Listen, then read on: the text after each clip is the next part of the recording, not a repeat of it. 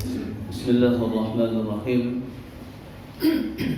Assalamualaikum warahmatullahi wabarakatuh. Waalaikumsalam warahmatullahi wabarakatuh. Innal hamdalillah nahmaduhu wa nasta'inuhu wa nastaghfiruh wa na'udzu billahi min shururi anfusina wa min sayyiati a'malina.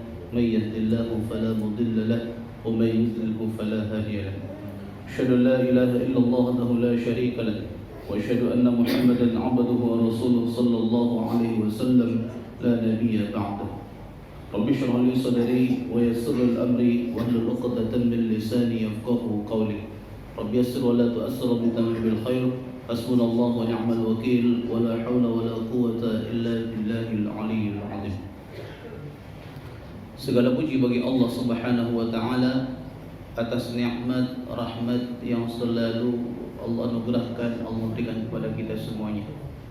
Hingga pagi ini Bapak Ibu, alhamdulillah kita bisa bangun dari sekian jam kita tertidur.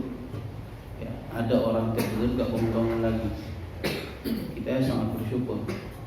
Kan dalam riwayat Imam Bukhari mengatakan, kalaulah mau kalian Allah kabulkan doanya, setelah bangun tidur itu baca doa bangun tidur, kemudian lanjutkan bacanya la ilaha illallah wahdahu la syarika lah, lahul mulk wa lahul hamdu wa huwa ala kulli syai'in qadir. Subhanallah walhamdulillah wa la ilaha illallah Allahu akbar. Kemudian Allahumma ighfirli, Allahumma ighfirli, Allahumma ighfirli. Ini tambahan dari bacaan setelah bacaan doa bangun tidur. Kalaulah itu kita amalkan, Allah akan ampunkan segala dosa kita, mulai dari kita sebelum tidur sampai bangun daripada. Segala puji bagi Allah sudah menciptakan alam semesta ini, bumi ini sebagai tempat hamparan hingga menjadi tempat injakan kita, di mana kelak nanti kita juga akan masuk ke perut bumi ini. Masing-masing kita akan diberikan setelah kematian tersebut, kita jedah dulu di dalam liang lahat dulu. Segala puji bagi Allah Subhanahu wa taala. Dengan demikian mudah-mudahan kita semuanya sehat dan sangat kita syukuri dengan nikmat ini. Karena makna syukur ini dalam. Sampai-sampai dalam surah Al-Quran Allah berfirman dengan memakai lamul qasam, lam sumpah. La in syakartum, lamnya di situ bukan lamul jins. Biasanya kalau dalam ilmu bahasa Arab, nahwu, biasa lam ini diartikan kepada atau untuk. Tapi ini la in syakartum, lamnya di situ adalah lamul jins bil qasam, lam yang menyerupai huruf sumpah. Biasanya kita tahu huruf sumpah itu dalam syariat Islam kan ada 3, waw, ba, dan ta. Wallahi, billahi, tallahi. Fungsi sumpah ini, fungsi ucapan bahasa sumpah itu apa?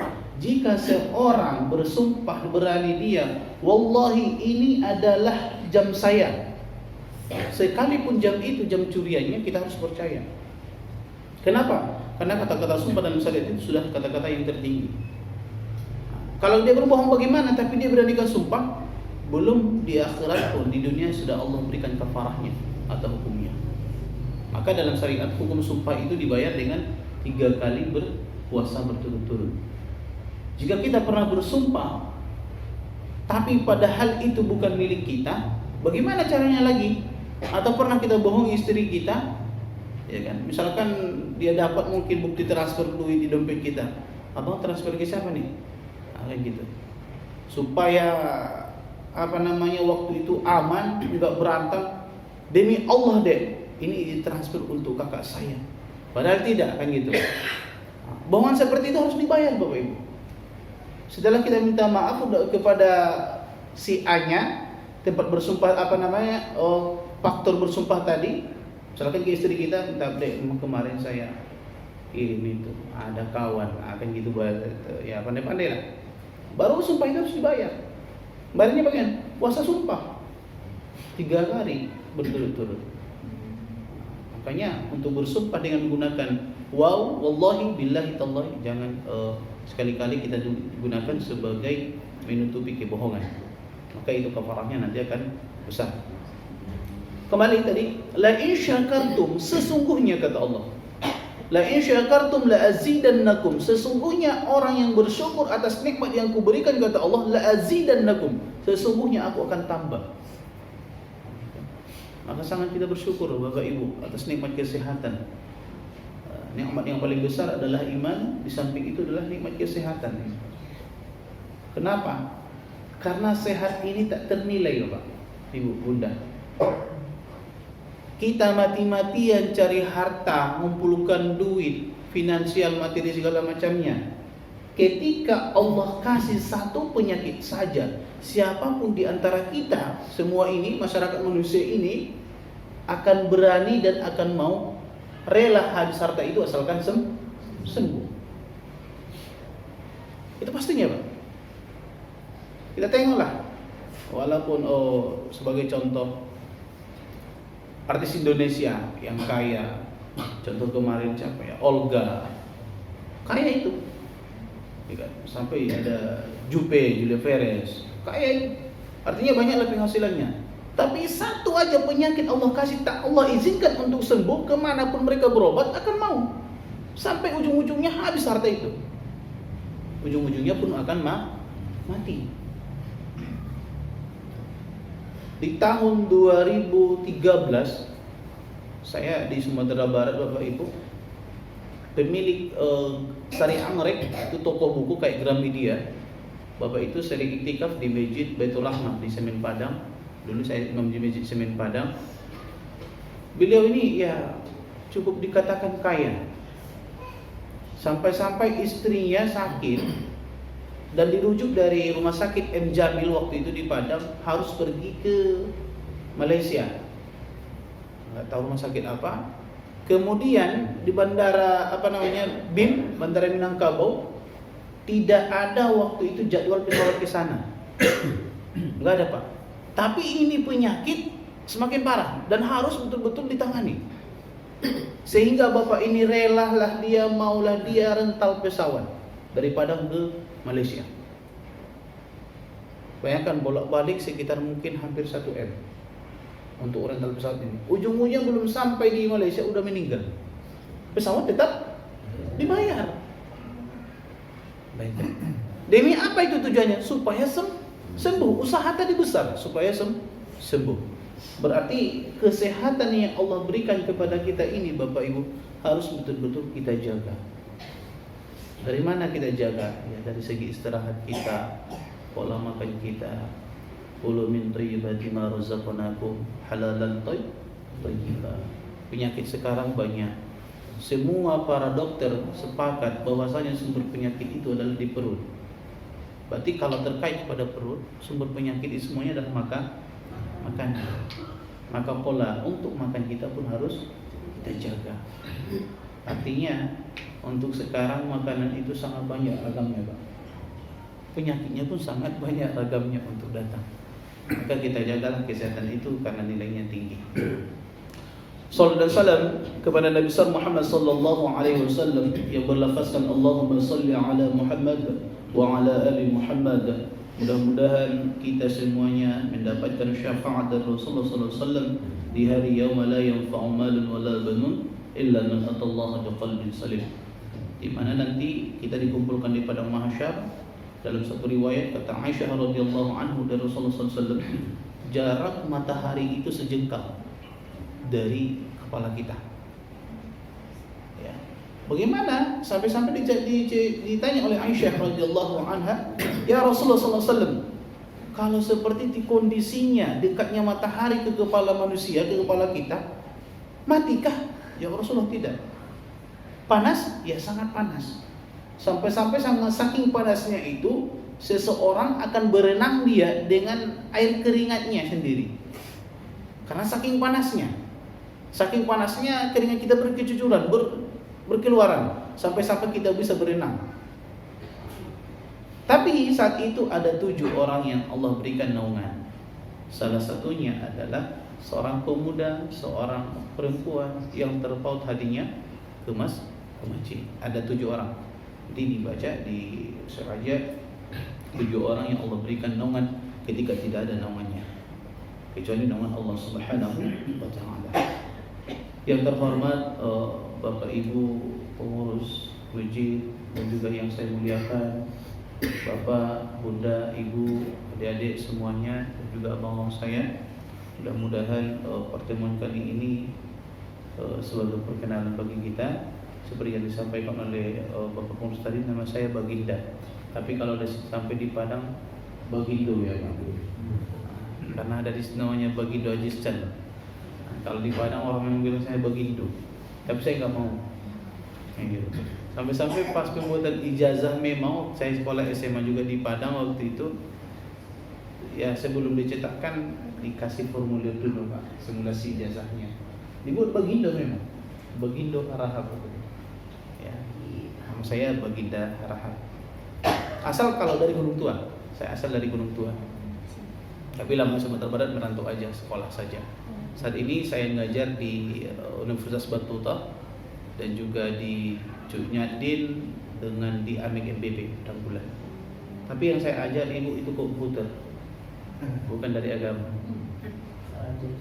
Iya, kalau di masjid pun orang ya kok bisa ya penceramah gitu. Dulu saya alumni dari Al-Mustafawiyah. Sebelum masuk jurusan komputer di kuliah, saya dulu di Purba Mandailing. Nah, itulah menjadi pokok dasarnya. Baiklah Bapak Ibu, seperti yang dianjurkan, yang dimanakan oleh pengurus, bahwasanya materi kita ini adalah kiat menjaga hati. Dalam hadis yang diriwayatkan oleh Muslim, Rasulullah sallallahu alaihi wasallam bersabda, "Ala wa inna fil jasadi mudghatan. Idza salahat salahal jasadu kulluh wa idza fasadat fasadatil jasadu kulluh. Ala wa hiyal qalbu." Rasulullah sallallahu alaihi wasallam bersabda, hadis ini diriwayatkan oleh Muslim, "Ingatlah sesungguhnya di dalam diri kalian itu, di dalam diri kita manusia ini mudghatan, ada segumpal darah." Segumpal darah dalam ilmu kedokteran warnanya kemerah matangan, ada yang kemerah coklatan. Jika segumpal darah tadi baik, idza salahat, jika dia baik, salahatil jasadu kulluh, maka tubuhnya itu, anggota tubuhnya akan baik. Wa idza fasadat, jika segumpal darah tadi hancur, rusak dia, sakit dia, fasadatil jasadu kulluh, maka akan sakit semua anggota tubuhnya. Ditanya oleh para sahabat, "Man mad?" Apa itu ya Rasulullah? "Ala wa hiyal qalbun." Ingatlah, itulah yang dikatakan dengan hati. Kenapa hati ini sebagai inti? Dijelaskan dalam hadis ini kenapa Rasulullah SAW mengatakan hati ini adalah sumber baiknya manusia. Ya, karena semua sifat itu tertanam di dalam hati. Bapak ibu sakit hati, sakit hati nengok orang kaya, sakit hati nengok anaknya berhasil, sakit hati tetangga karena beli mobil baru. Sehingga kesakit hati tadi akan menimbulkan penyakit. Ya, penyakit bagaimana? Ya, karena udah sakit hati Ustaz, mandang aja, nengok dia aja enggak soraku lagi, enggak baik lagi. Sehingga artinya di siang hari itu kayak gelap jadinya. Dia tengok tetanggaku Ustaz sedang cuci Honda baru. Saya kan pengen belanja ke warung, enggak jadi belanja. Biarlah lapar itu saya tahan. Ujung-ujung jadi penyakit. Ya, penyakit apa? Penyakit kelaparan jadi. Gara-gara apa? Sumbernya adalah penyakit. Oke, itu landasan kita, referensi pertama. Dan juga di dalam Al-Quran, dalam surah Al-Baqarah, sudah Allah perumpamakan tentang sakit hati ini. Ya, dalam surah Al-Baqarah mulai dari ayat ke-6 itu sampai ke ayat ke-10 itu adalah tentang manusia yang Allah berikan menggambarkan sakit hati. Dalam ayat 10 itu fi qulubihim marad fazadahumullahu marada wa lahum 'adzabun alim bima kanu yaksubun. Ya, tapi di sini Allah perumpamakan itu sakit hatinya, penyakitnya orang kafir itu. Maka Imam Al-Ghazali mengatakan sakit hati itu terbagi 3.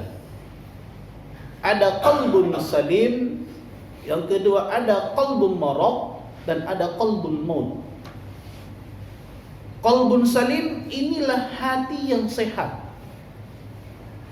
Ya, hati yang sehat di sini dia sehat dari sifat kesyaitanan, sehat dari sifat kemunafikan, sehat dari sifat kefasikan. Ini hatinya sehat. Makanya dalam Al-Quran yang seperti yang kita bacakan tadi, ketika sholat tadi di suratul Fajr, ya ayyatuhan nafsul mutmainnah, wahai jiwa-jiwa yang tenang. Ya kan? Jiwa berarti di sini hatinya yang tenang. Irji'i ila rabbiki radiyatan mardiyah fadkhuli fi ibadi wa dakhuli jannati. Masuklah kamu ke dalam surgaku. Hati yang demikian bagaimana? Hati yang betul-betul di dalamnya itu hanya mengingat Allah Subhanahu wa taala. Bukan dalam arti di sini tidak mengingat perkara di dunia.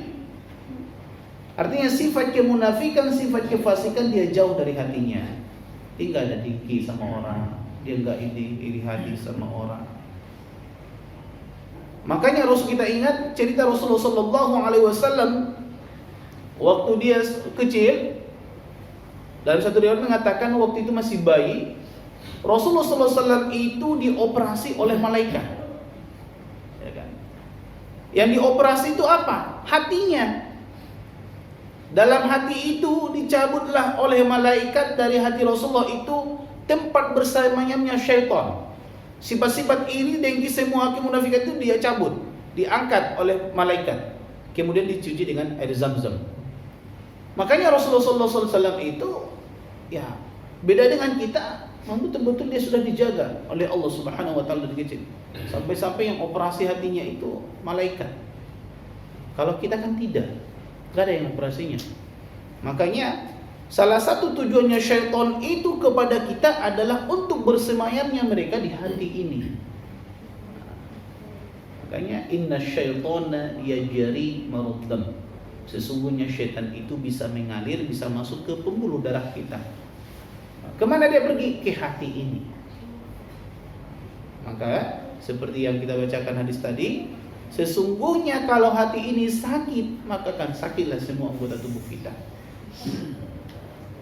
Kembali, yang pertama menurut Imam Al-Ghazali, hati itu bahagiannya 3. Yang pertama adalah qalbun salim, hati yang selamat, hati yang terpaut kepada Allah Subhanahu Wa Taala, berzikir dia.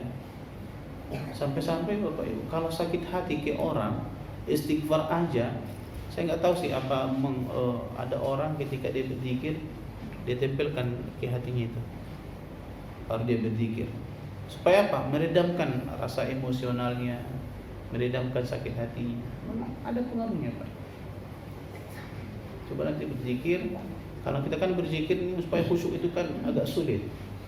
Sehingga banyak metode yang dilakukan oleh orang, banyak metode yang dilakukan oleh kita masing-masing. Bagaimana supaya betul-betul berzikir itu nyaman, ada manfaatnya, ada yang kita rasakan feedbacknya saat itu juga. Itu nanti tergantung Bapak Ibu saja. Cari coba metode. Kalau saya dan juga saya dapatkan dari orang, pernah saya tanya waktu itu, kenapa Bapak ketika berzikir tangannya taruhnya sini? Subhanallah. Supaya tujuan itu kisahan Ustaz, saya simpankan gitu deh. Saya coba, kadang ada rasanya. Niat tenang itu ada. Oke. Yang kedua adalah qalbul marad. Qalbul marad ini adalah hati yang ada unsur penyakitnya. Seperti dalam surah Al-Baqarah tadi, fil qulubihim maradun. Di dalam hati mereka itu ada penyakit. Ya. Penyakit apa? Ya, seperti yang kita sampaikan tadi, penyakit munafik, fasik, iri hati, dengki, segala macamnya. Bagaimana hal ini supaya tidak kita, Ustadz, apa kiatnya supaya terobati penyakit itu? Yang pertama, ya sudah yang pertama dan sudah menjadi 5, ya ibu dengarkanlah nanti nyanyi Opik ya, Tombo Ati ya Pak. Iya kan, Tombo Ati ada 5 perkara kata beliau. Artinya untuk menyembuhkan hati yang sakit itu 5 perkara. Selain itu udah jelas itu semuanya. Ada berzikir, duduk bersama orang yang soleh, baca Quran, tahajud. Ya kan? Ini unsur dari ibadahnya. Ya, itu adalah obat penyakit dari nyanyian Opik, Tombo Ati itu. Kemudian unsur yang pertama sekali yang harus kita ubah adalah mindset pikiran kita, Pak. Ya, mindset pola pikir kita betul-betul harus kita ubah supaya hati ini bisa kita betul-betul kita tuntun dengan baik. Contoh salah satunya, kita iri hati misalkan dengan dia. Unsur iri hati Bapak Ibu ke dia apa? Contohnya anaknya kok berhasil semua Ustaz, saya tidak. Buka pola mindset pikir kita. Wajar berhasil, mungkin anaknya rajin-rajin semuanya dibanding anak kita. Saya sakit hati loh dengan dia. Kenapa? Karena dia buang sampah sembarangan. Ya udah, ibu harus nasihati dia. Sudah saya nasihati. Ya udah, ibu sudah buat nggak tong sampah di situ? Buatkan sendiri supaya dia campakkan sampah ke tong sampah itu. Sehingga mindset pola kita ini, pikiran kita ini betul-betul saat ini ya harus betul-betul kita ubah Bapak Ibu, supaya hati itu terjaga. Kalau mindset pola kita ini sempit, sedikit-dikit salah orang, sedikit-sedikit kita yang paling betul, kita yang paling benar, aduh salah kita semuanya. Saya baju putih, ibu marah. Saya baju hitam, ibu marah. Ya kan? Seperti yang diceritakan kisahnya Luqman beserta anaknya. Itu mindset pola masyarakat waktu itu kan sempit dia. Luqman serta anaknya dan ada seekor keledai. Ya kan? Mereka berjalan. Luqman beserta anaknya dinaikkannya ke hewan itu, ke keledai itu, kemudian diiringi anaknya. Apa kata masyarakat? Itu betul-betul anak tak diuntung, calon anak durhaka. Ya kan? Masa orang tuanya dibuat mengiringi, ditariknya. Anaknya enak-enak duduk di atas keledai itu, ayahnya jalan. Terdengar oleh Luqman. Udah besoknya diubah metodenya. Ya udah, ayahnya yang naik, anaknya yang jalan, yang narik. Lebih marah lagi masyarakat. Itu betul-betul orang tua tak tahu diri ya kan gitu. Kemudian udah dewasa, naik di atas ekor keledai pula. Keledai itu kan dia agak kecil ya, seperti kambing lah. Salah juga. Terdengar oleh Luqman, besoknya diubah. Enggak ada yang naik lagi di atas hewan keledai tadi. Luqman anaknya berjalan saja. Apa kata masyarakat? Bodoh kali orang itu. Ada hewan kok enggak dinaiki, kok enggak ditunggangi. Besoknya diubah mindsetnya lagi, diubah metodenya. Anak sama ayahnya naik di atas keledai itu. Apa kata masyarakat? Betul-betul lah tak ada peri kehewanan orang itu. Udah keledai kecil naik pula dua-duanya. Semua serba salah. Maka nasihat Luqman terhadap anaknya apa? Nak, jangan dengarkan apa kata orang. Itu lagi pesan Luqman kepada anaknya. Enggak, jangan dengarkan. Sehingga kalau pola mindset masyarakat seperti demikian, semua salah yang dilakukan orang itu salah kita. Berarti bagaimana? Selain dari segi ibadah seperti syair dari Opik itu, ada 5 perkara untuk mengobati hati. Yang paling utama itu mindset pola kita ubah Bapak Ibu. Terbuka kita. Salah orang mungkin dia belum tahu itu benar. Salah dia mungkin belum tahu itu hukumnya haram. Maka tugas kita masing-masing watawassaw bil haqq watawassaw bis sabr. Ini tugas kita. Oke. Yang kedua adalah tadi qulubul marad, penyakit hati yang berpenyakit. Yang ketiga adalah qulubul maut. Kata Imam Ghazali, hati yang mati. Inilah hati yang digambarkan dalam surah Al-Baqarah tadi. Khatamallahu ala qulubihim wa ala sam'ihim wa ala absarihim ghishawah wa lahum 'adzabun 'adzim. Ini sudah betul-betul parah sakitnya. Dan dia sudah dikategorikan hati yang sudah mati. Di sini hati yang sudah mati bagaimana Ustaz? Apakah dia hidup? Tidak. Dia tetap hidup, tapi hatinya tidak mau lagi menerima kebaikan. Sama sekali tidak mau lagi dia. Makanya Allah katakan khatamallahu ala qulubihim. Allah sudah menutup, mencamkan hati mereka itu, tidak mau menerima kebaikan, wa ala sam'ihim, dan telinga mereka itu sudah ditutup, tak mau mendengarkan kebaikan. Wa ala basarihim, begitu juga pendengaran mereka. Ghishawah. Ghishawah itu dalam tafsir Ibnu Katsir digambarkan sebuah tutupan yang betul-betul enggak bisa lagi masuk. Macam manapun menasihatinya udah enggak bisa lagi. Enggak ada usahanya lagi, bagaimanapun caranya kok dibor enggak bisa lagi dari kebaikan itu. Bagaimana yang hati yang mati ini? Walahum 'adzabun 'adzim. Ganjaran kepada hati yang mati, yang digambarkan hati yang tak mau menerima nasihat dari orang lain, kebaikan dari orang lain, walahum 'adzabun 'adzim. Ganjarannya bagi mereka lah azab yang sangat besar. Ya, kalau hati yang sakit masih bisa kita obat, masih bisa kita sembuhkan dengan berbagai macam, dengan berbagai metode. Di Al-Quran juga digambarkan bahwasanya selain dari mindset tadi, kita harus betul-betul banyak mengingat Allah Subhanahu wa Ta'ala. Berzikir itu salah satu juga untuk mengubah ataupun merubah dari hati yang sakit menjadi hati yang sehat. Bapak Ibu yang dirahmati oleh Allah Subhanahu wa Ta'ala,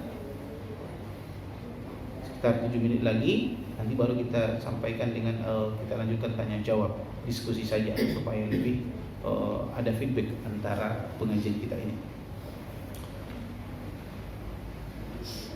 Kemudian dalam kitab Majmu' Al-Fatawa nomor 11 itu di halaman 208, al-a'malu adh-dhahiratu la takunu salihatu maqbulah illa bawasitu a'malul qulub fa innal qulub malikun wal a'dha'u junuduh fa idza khabathul maliku khabathatil junuduh. Amalan badan tidak akan diterima tanpa perantara amalan hati, karena hati adalah raja, sedangkan anggota badan ibarat prajuritnya. Bila sang raja buruk, maka akan buruk pula seluruh prajuritnya. Ini bukan hadis, tapi ini adalah Majmu' Al-Fatawa. Menurut beliau, hati itu raja.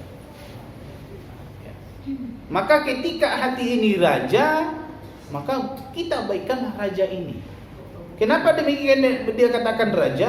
Karena semua bentuk amalan itu unsurnya ke hati. Mau macam manapun ibu kalau nggak suka di hati itu nggak bisa dipaksakan. Makanya ya terjadi problem antara suami istri itu karena di awal itu dia udah nolak, saya nggak cinta kata dia, saya nggak sayang sama dia, bagaimanapun bentuknya. Tapi dengan kalau itu landasan tidak bisa juga kita berdebat.